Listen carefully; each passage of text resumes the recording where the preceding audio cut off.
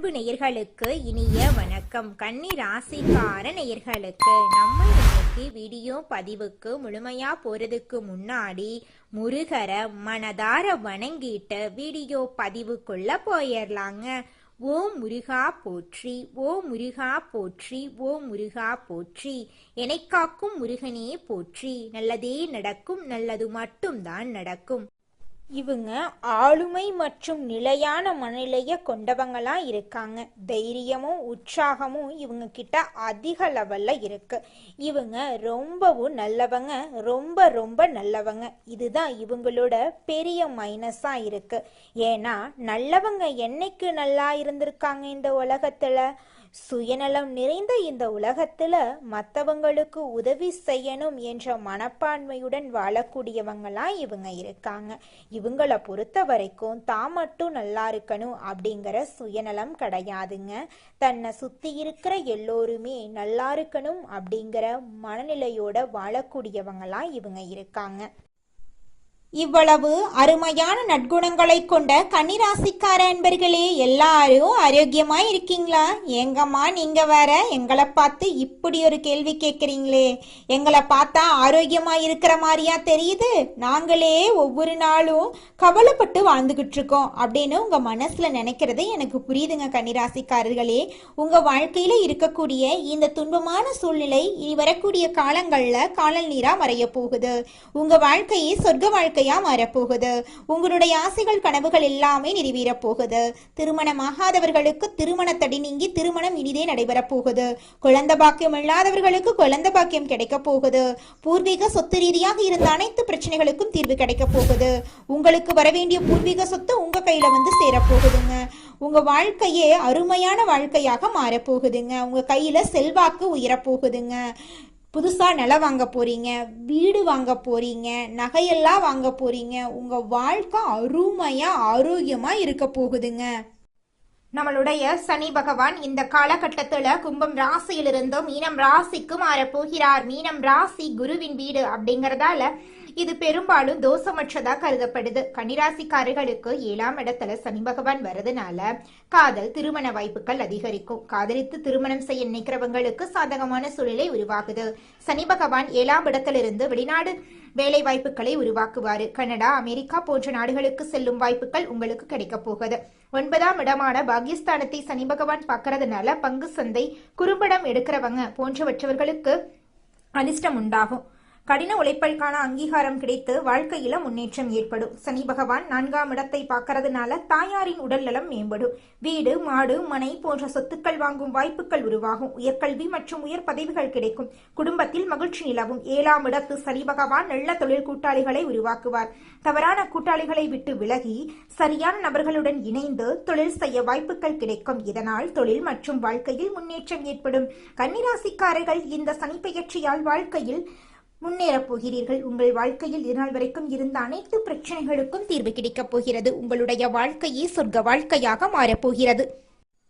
எந்த ஒரு வேலையையும் மிகவும் பொறுமையாகவும் பொறுப்புடனும் செய்து முடிக்கும் கன்னிராசி என்பர்களே, இந்த மாதம் எல்லா காரியங்களும் அனுகூலமாக நடந்து முடியும். ராசிநாதனின் சார பலத்தின் மூலம் முக்கிய நபர்களின் உதவி கிடைக்கும். எதிர்பார்த்த தகவல்கள் நல்ல தகவலா வரும். விருப்பங்கள் கைகூடும். நண்பர்கள் மத்தியில மரியாதையும் அந்தஸ்தும் உயரும். தொழில் வியாபாரத்துல முன்னேற்றம் ஏற்படும். அரசாங்கம் மூலம் நடக்க வேண்டிய காரியங்கள்ல சாதகமான நிலை காணப்படும். எதிர்பார்த்த பண உதவி கிடைக்கும். உத்தியோகத்தில் இருக்கிறவங்க தன்னம்பிக்கையுடன் செயல்பட்டு வெற்றி பெறுவாங்க. குடும்பத்தில் குதூகலமான சூழ்நிலை காணப்படும். கணவன் மனைவிக்கு இடையே மகிழ்ச்சி கூடும். உங்கள் சொல்படி பிள்ளைகள் நடந்து கொள்வது மனசுக்கு இதமளிக்குங்க. பெண்களுக்கு நிதானமாக பேசுறது நன்மை தரும். அரசியல்வாதிகள் கோஷ்டி சண்டையில இருந்து ஒதுங்கி இருக்கிறது நல்லது. எனினும் கட்சி மேல் வட்டத்தில் மதிக்கப்படுவீங்க. கலைத்துறையினர் மூத்த கலைஞர்களால் ஆதரிக்கப்படுவீங்க. பழைய நிறுவனத்தில் இருந்து புதிய வாய்ப்பு தேடி வரும். மாணவர்களுக்கு புதிய வாய்ப்புகள் வந்தே சேரும். உங்களுடைய வாழ்க்கையே சொர்க்க வாழ்க்கையாக மாறப்போகுதுங்க. குலதெய்வம் எங்கேயோ இருக்குது, என்னமோ இருக்குது அப்படிலாம் நீங்க நினைக்க வேண்டாங்க.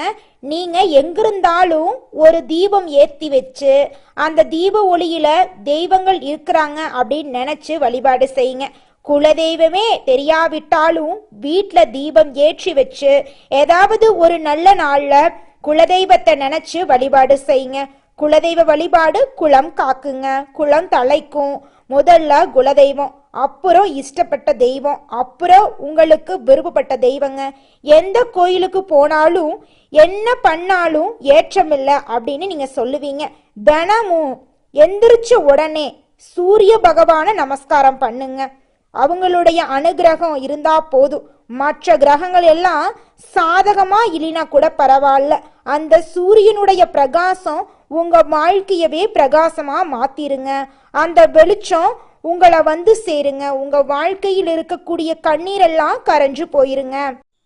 அடுத்ததாக நம்முடைய கன்னிராசியில் இருக்கக்கூடிய ஒவ்வொரு நட்சத்திரக்காரர்களுக்கும் இந்த மாதம் எப்படி அமைஞ்சிருக்குன்னு பார்க்கலாங்க. நம்மளோட கன்னிராசியில் இருக்கக்கூடிய முதலாவது நட்சத்திரம் உத்திரம் 2, 3, 4ஆம் பாதம். உங்களுக்கு இந்த மாதம் எப்படி அமைஞ்சிருக்குன்னு பார்க்கலாங்க. இந்த மாதம் குடும்பத்தில் இதமான சூழ்நிலை காணப்பட போகுது. கணவன் மனைவிக்கு இடையே நெருக்கம் கூட போகுது. பிள்ளைகளின் நலன்ல அக்கறை காட்டுவீங்க. குடும்பத்தாருடன் விருந்து நிகழ்ச்சிகள்ல கலந்து கொள்ள சூழ்நிலைகள் வரலாம். உறவினர்கள் மத்தியில மதிப்பு மரியாதையும் கூட போகுது. புது முயற்சிகள்ல ஈடுபடுறது வெற்றியை தரும். சக மாணவர்களிடம் பொறுமையுடன் நடந்து கொள்றது அவசியம். இதுநாள் வரைக்கும் உங்களை வேண்டான்னு உதறி தள்ளிட்டு போன சொந்த பந்தங்கள் எல்லோருமே இனி வரக்கூடிய காலங்கள்ல உங்களை தேடி வரப்போறாங்க. திருமணம் ஆகாதவர்களுக்கு திருமண தடை நீங்கி உங்களுக்கேற்ற சரியான வாழ்க்கை துணையோடு திருமணம் நடக்க போகுது. குழந்தை பாக்கியம் இல்லாதவர்களுக்கு குழந்தை பாக்கியம் கிடைக்க போகுதுங்க. அடுத்ததாக நம்முடைய கன்னிராசியில் இருக்கக்கூடிய நட்சத்திரம் அஸ்தம்.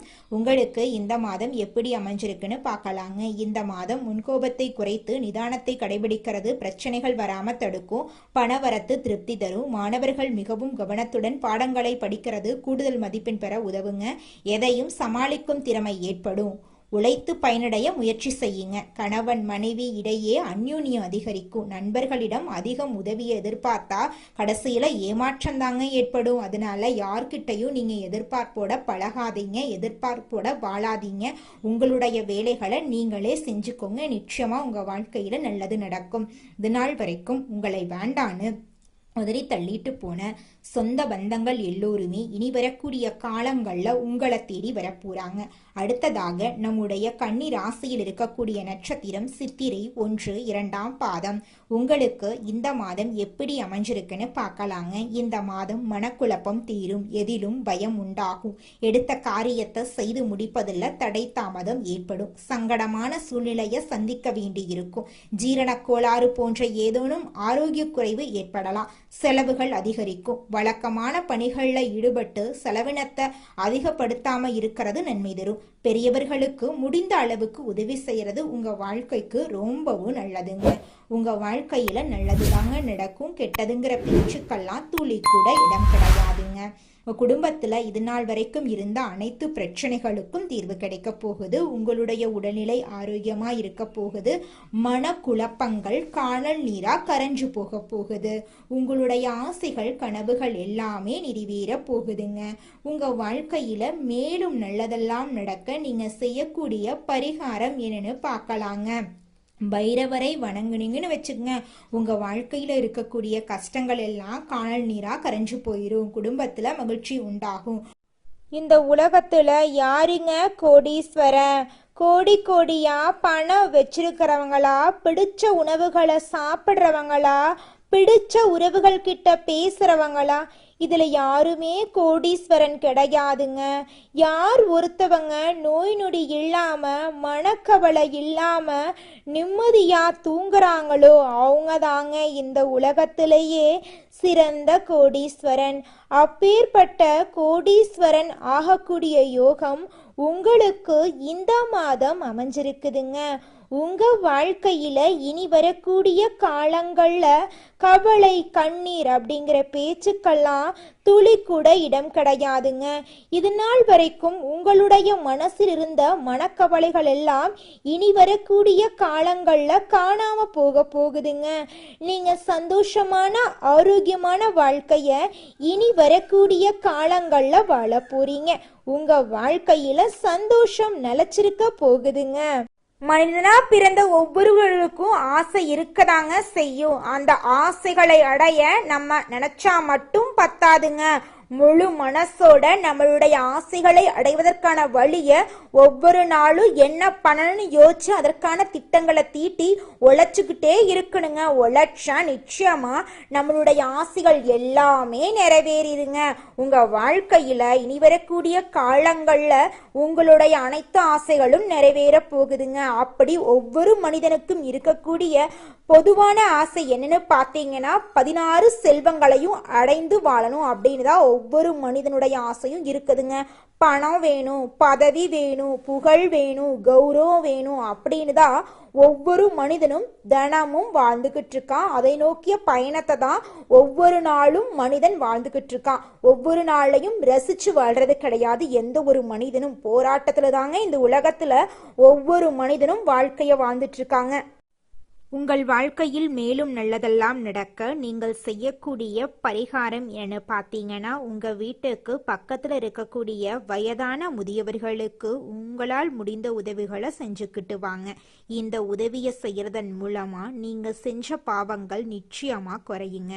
உதவி செய்யணும் அப்படிங்கிறதுக்காக நீங்கள் ஆயிரக்கணக்கில் லட்சக்கணக்கில் பணம் செலவு பண்ணணும் அப்படிங்கிற அவசியம் கிடையாதுங்க. உங்களால் முடிஞ்ச அளவுக்கு ஒரு வேளை முதியவர்களுக்கு உணவு வாங்கி கொடுத்தா கூட போதுங்க. இந்த உதவியை செய்யறதன் மூலமாக உங்கள் வாழ்க்கையில் நல்லது தாங்க நடக்கும், நல்லது மட்டும்தாங்க நடக்கும்.